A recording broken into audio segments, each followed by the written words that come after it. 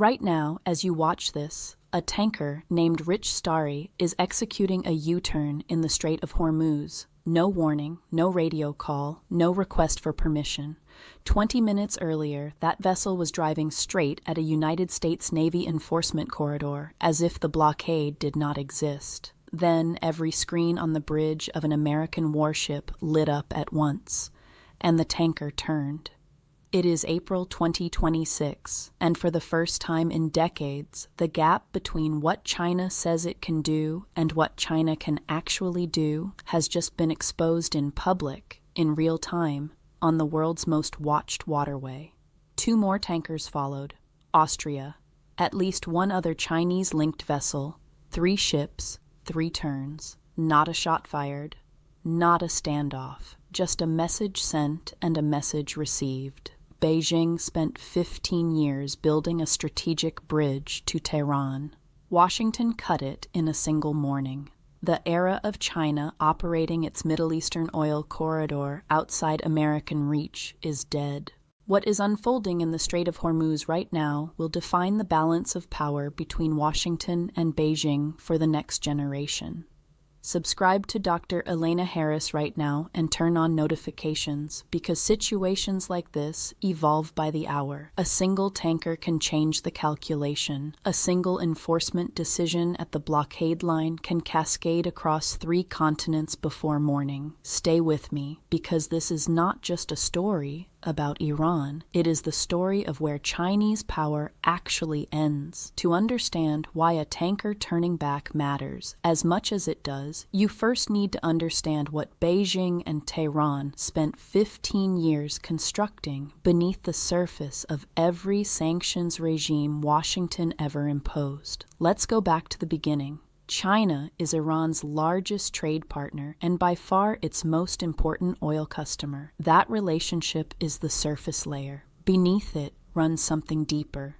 Iran gave Beijing access to Middle Eastern geography through Belt and Road infrastructure, most critically the port of Chabahar on the Gulf of Oman, a transit point engineered specifically to bypass traditional American-influenced trade routes. In return, China gave Iran technology, diplomatic cover inside the Shanghai Cooperation Organization, and a shadow fleet of tankers that moved Iranian crude to Chinese refineries in defiance of Western sanctions through years of maximum pressure campaigns that would otherwise have strangled the Islamic Republic. This was not commerce. This was architecture, a pipeline of oil, money, and strategic protection flowing between 2 capitals, operating largely outside the frameworks Washington controlled.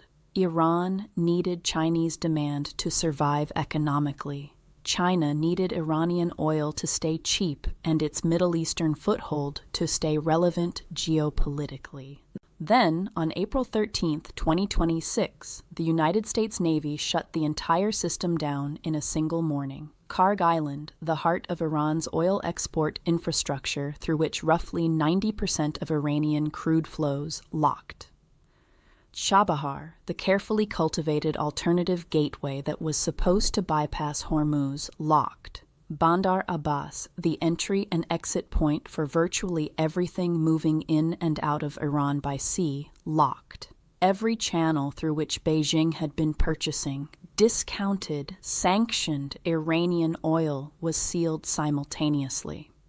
The Belt and Road's Iranian leg became operationally useless overnight. Billions of dollars in Chinese infrastructure investment stranded. 190 million barrels of Iranian oil loaded and ready with nowhere to go. The strategic bridge, built over 15 years, cut in a single morning. Now, let's talk about what that looks like in real-world terms. Beijing decided to test whether the blockade was real. The tanker Rich Starry approached the enforcement corridor and made its move. Within 20 minutes, it executed a U-turn. Austria followed. A third Chinese-linked vessel repeated the same maneuver. 3 ships, 3 turns, no shot fired, no confrontation. Chinese Defense Minister Admiral Dong Jun stepped to a podium and issued words designed to sound like power. He said Chinese ships had passed through Hormuz. He said China had agreements with Iran. He said the United States should not interfere in Chinese affairs. Those words were broadcast across every state media outlet in China and circulated through diplomatic channels worldwide. Not a single ship was protected by those words. Not one tanker moved through the corridor that Dong Jun implied China had the right and the will to defend. The gap between the statement and the reality was visible to every navy, every intelligence service, and every government watching this crisis unfold. Let that settle for a moment. The Chinese defense minister spoke. The United States Navy did not answer. The tankers answered, and the tankers turned. Here is what that actually means. China's problem is not just about the loss of Iranian oil. That alone is manageable in the short term. Beijing holds approximately 130 days of strategic petroleum reserves. It can draw down. It can find alternative suppliers at higher prices. It can absorb the immediate disruption painfully, but functionally. The real problem is Hormuz itself, and the numbers explain exactly why. China imports over 10 million barrels of oil every single day, almost entirely by sea. Roughly 40% of that supply transits the Strait of Hormuz, not just from Iran, but from Saudi Arabia, Iraq, the United Arab Emirates, Kuwait, and Qatar. Add it all together, and approximately half of China's total seaborne oil supply depends on that one waterway operating freely. Half of the energy security of the world's second-largest economy flowing through a choke point controlled by an American carrier force. Do the math. As long as the United States Navy controls the strait, China's energy security is at the mercy of American decisions. That is not an acceptable reality for a country that has spent 2 decades projecting itself as a rising global power. It is not acceptable for an economy whose industrial base depends on affordable energy. It is not acceptable for a communist party whose domestic legitimacy rests on delivering continuous growth to 1.4 billion people who have been told their country is becoming a superpower. This is why Rich Starry's U-turn carries weight far beyond the oil it was carrying. It was the moment China's claim to peer competitor status with the United States was tested in the real world, on open water, and came up short. Now, here is the dimension of this story most Western coverage is not paying enough attention to. Beijing has options. None of them are good. The first option is direct military confrontation. Can China send warships to Hormuz to break the blockade by force? In theory, yes. The People's Liberation Army Navy has expanded dramatically over the past decade. China maintains an overseas military base in Djibouti, its port network stretching from the Horn of Africa through the Indian Ocean to the Persian Gulf could theoretically support naval operations. But against the force currently assembled at Hormuz, the Chinese Navy is at a serious disadvantage. 3 carrier strike groups, the USS Abraham Lincoln already operating at full combat readiness, the USS Gerald R. Ford, positioned in the Mediterranean within rapid response range. A 3rd group, the USS George H.W. Bush, approaching the theater. Over 15 warships, F-35C and FA-18 fighters flying constant combat air patrols. P-8 Poseidon maritime patrol aircraft sweeping every inch of the surface, submarines operating below. Over 50,000 United States military personnel in theater. A Chinese warship forcing that blockade line means direct military confrontation between 2 nuclear powers at sea. The last time the world experienced something remotely like this dynamic was October 1962, when Soviet cargo ships approached a United States naval blockade line around Cuba. That crisis is remembered as the closest the world has ever come to nuclear war. Sound familiar? It should. China is not in a position to risk that confrontation, not with Taiwan tensions already elevated, not with its economy already absorbing damage from American tariffs, not in a theater where American superiority is overwhelming and unambiguous.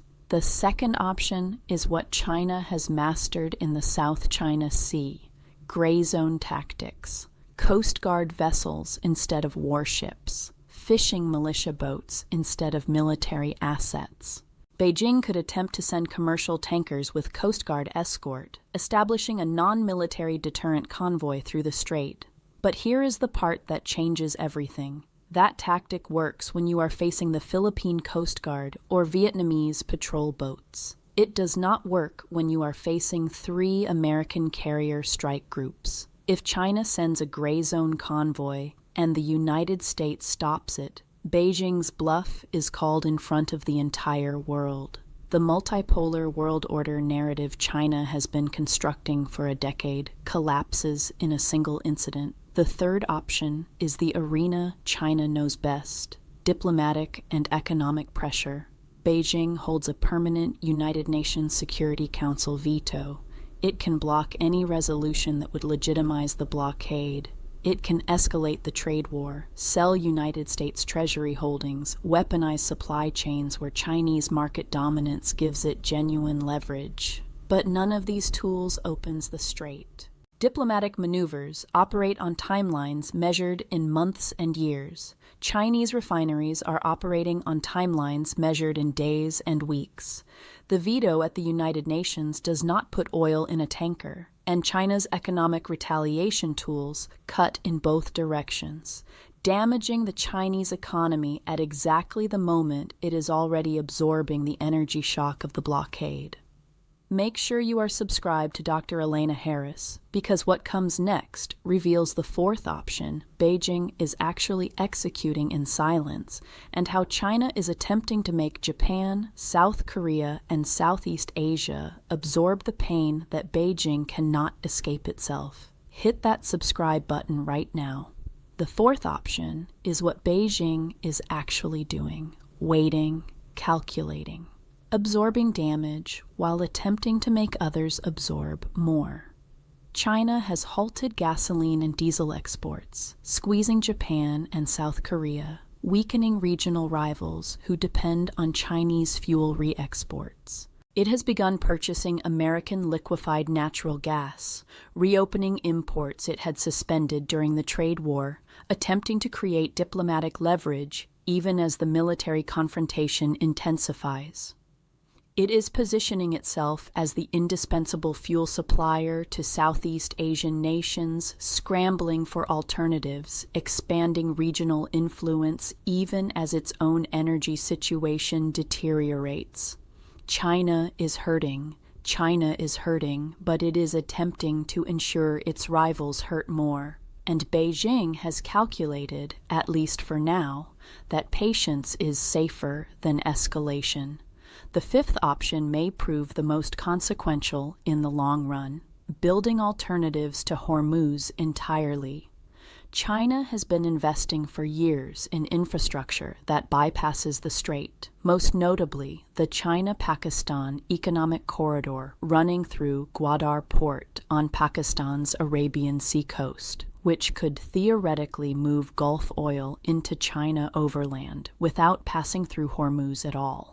The crisis has proven beyond any doubt the strategic value of those investments, but those corridors cannot yet match Hormuz's capacity. They are a long-term solution to a short-term emergency. Every option carries an enormous price. Beijing is calculating, Beijing is not taking risks, and that gap between words and action is the most important strategic revelation of this entire crisis. Now let us talk about what American power at Hormuz actually looks like in practice. The force assembled there represents one of the most significant naval deployments in modern history, and it is growing. But American power at Hormuz is not without its own limits. Keeping 3 carrier strike groups deployed indefinitely to a single theater is logistically punishing. Aircraft carriers require constant maintenance cycles. personnel rotation schedules constrain sustained operations. Every asset concentrated in Hormuz is an asset that cannot be simultaneously present in the Taiwan Strait, the South China Sea, or the Baltic, where other potential flashpoints are watching this crisis with intense interest. Allied support has been far more limited than Washington projected. The United Arab Emirates and Bahrain have announced support. The United Kingdom stated explicitly it would not join the blockade operation, focusing instead on mine clearing and humanitarian navigation assurance. Germany and Australia declined participation. France is conducting its own independent navigation mission alongside the United Kingdom, explicitly separate from the American blockade. The United States is running the most consequential naval operation of the 21st century largely alone. And the blockade itself, while operationally effective, is not airtight. Ship tracking data confirms that at least 7 Iran-linked vessels have transited the strait since enforcement began. 3 of them were under active American sanctions. The United States appears to be making calculated decisions about which vessels to intercept and which to allow through, a selectivity that reveals both the practical limits of enforcing a blockade across one of the world's busiest maritime corridors and the political calculations running beneath every enforcement decision. Rich Starry turned back on its first approach. It transited on its second attempt. The blockade is real. The blockade is working. The blockade is not absolute. Here is what that actually means for Iran. For decades, Iranian military doctrine rested on a single strategic pillar. The ability to close the Strait of Hormuz made Tehran untouchable. The threat of that closure deterred military action. The actual closure gave the regime leverage over every economy on the planet. Hormuz was Iran's weapon. Hormuz was Iran's deterrent. Hormuz was Iran's insurance policy against the overwhelming conventional power arrayed against it. Since Operation Epic Fury began, that leverage has been stripped away systematically. Iran's air defense collapsed within the first weeks of the campaign. Over 100 coalition aircraft entered Iranian airspace, struck central Tehran, and returned without loss. Underground facilities described as impenetrable were penetrated by B-2 bombers carrying bunker-busting munitions. The Bushehr naval base was leveled. The Islamic Revolutionary Guard Corps command chain was shattered. Intelligence chiefs and operations commanders were killed. The logistics hub at Imam Ali was struck. Supply chains to Hezbollah and the Houthis were disrupted. Then Iran played its final card. Tehran closed Hormuz. Oil prices surged past $150. Fuel crises erupted across Europe. Genuine economic pain rippled across Asia. Global shipping paralyzed. Iran's ultimate deterrent real. And America answered, not by reopening the strait and restoring the previous status quo, by taking the strait away from Iran entirely, clearing the mines systematically, establishing a safe corridor, opening it to world trade, and simultaneously locking every Iranian port behind a blockade that stops the oil from leaving while letting everything else flow freely. The strait is open for everyone except Iran. Let that sink in. Iran wanted to punish the world by closing Hormuz. America's answer was surgical. We are opening it. You are staying locked inside. Iran's own weapon turned against Iran. Iran's own logic reversed and used with superior force against the country that invented the tactic. What options remain for Tehran? Theoretically, several. In practice, almost none. Laying new mines requires small boats operating in waters now under constant American surveillance and air patrol. Attempting a conventional naval breakout is impossible with the Bushehr naval base destroyed and the fast boat fleet degraded. Striking Gulf state energy infrastructure would permanently push Saudi Arabia and the United Arab Emirates into full alignment against Tehran. Activating Hezbollah in Lebanon and the Houthis in Yemen simultaneously would expand the conflict in ways that give the United States justification for responses far beyond anything already executed. Every option makes Iran's position worse. Every day the blockade holds, the economic pressure compounds irreversibly. The oil storage clock is running. The $13 billion monthly revenue loss is accumulating.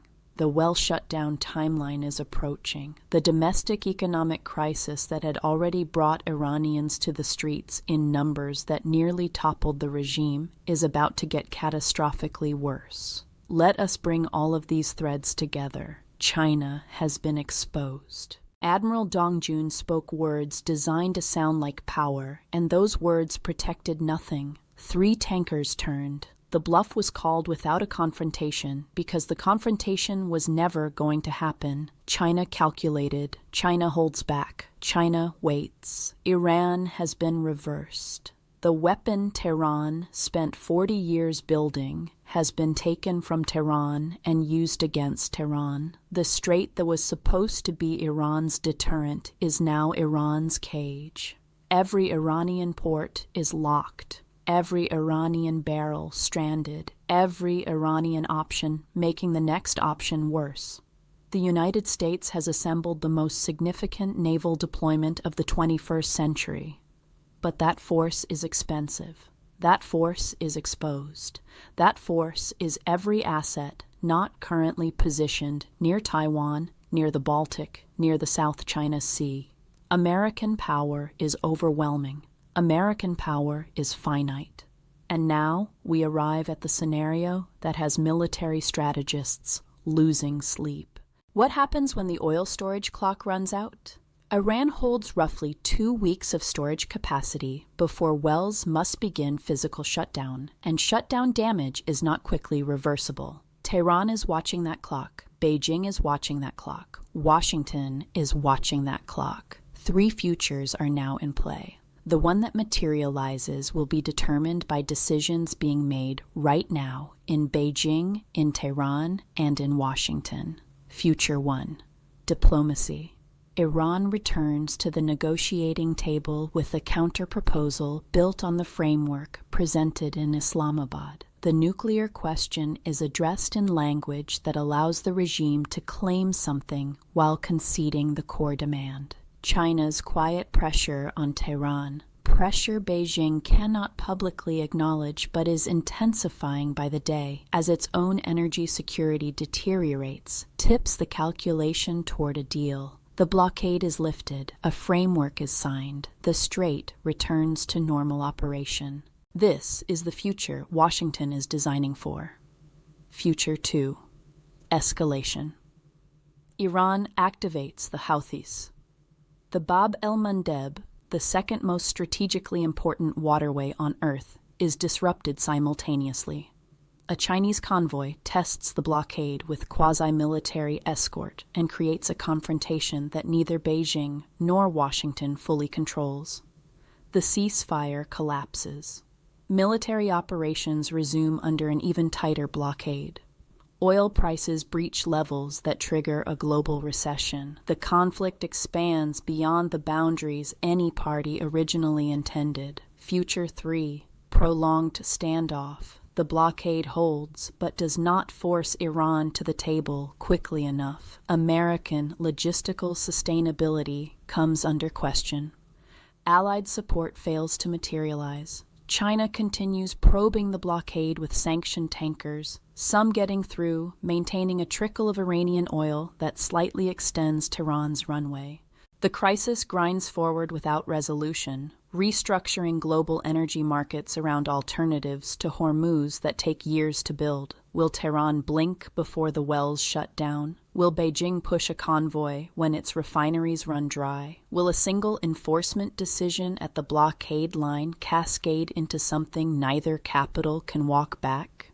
The Cuban Missile Crisis of October 1962 lasted 13 days. It ended because one side blinked, because someone in Moscow looked at the American blockade line, looked at the military reality of what lay beyond it, and made the calculation that the cost of pushing through exceeded anything that could possibly be gained. In 2026, the same fundamental equation is playing out in a different strait, with different actors and different weapons.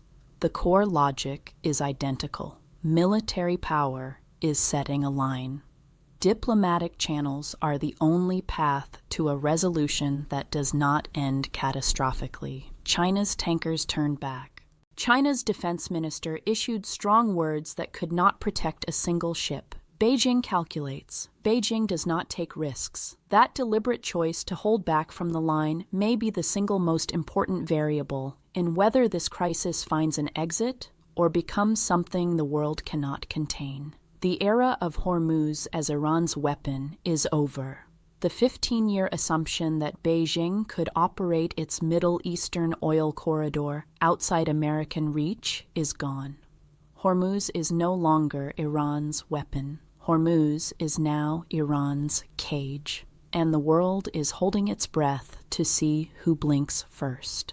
Subscribe to Dr. Elena Harris right now and hit that notification bell so you never miss the next analysis, because the next 48 hours in this corridor will produce decisions that reshape the next decade of global energy security, and you need to understand them as they happen. Share this video with anyone who needs to understand that the real balance of power between Washington and Beijing is no longer theoretical. It is being measured in real time, one tanker at a time on open water. Leave your thoughts in the comments below. Do you think Beijing will eventually push a convoy through the blockade line and force the confrontation? Or will China continue to calculate, absorb, and wait until the diplomatic window closes for Iran entirely? We will see you in the next one.